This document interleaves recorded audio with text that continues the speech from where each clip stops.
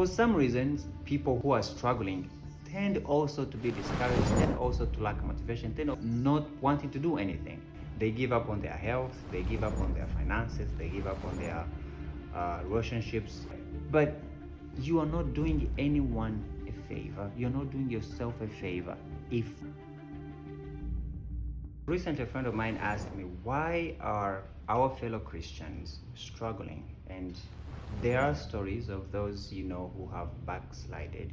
As he was asking me this question, I realized something. We like to think that human beings only give up on one thing, but people give up on a lot of things. They give up on their health, they give up on their finances, they give up on their relationships, including spirituality. In this case, they give up on God. So if someone has given up on God, chances there are other areas they have given up.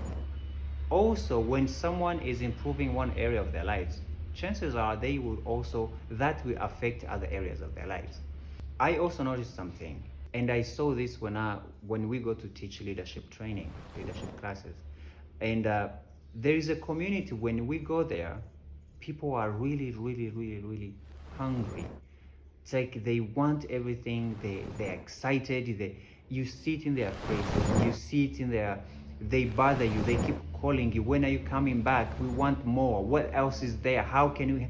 They bother you. And then you go to another community.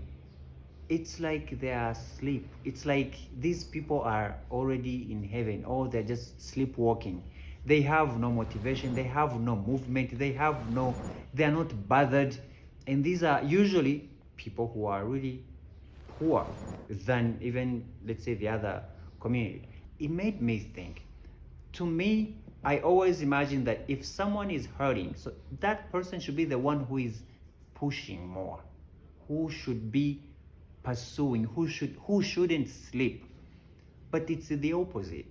For some reasons, people who are struggling tend also to be discouraged, tend also to lack motivation, tend also to be really not wanting to do anything, which also contributes to that cycle of poverty and lack in their lives. So I think desire is personal, and that, I think, is the key that is missing in a lot of people. The desire for more, the desire for change, the desire to see their lives turn around. And this one, no one can make you desire more. No one can bring food and force you to eat it. No one can force you to wake up in bed. They can try, but in the long run, it's up to you to desire. Pain should be the first start. If you are struggling, then wake up. If there is anything wrong in your life, then wake up. You should be wanting more. You should be trying more. You should be bothering people. You should be out there.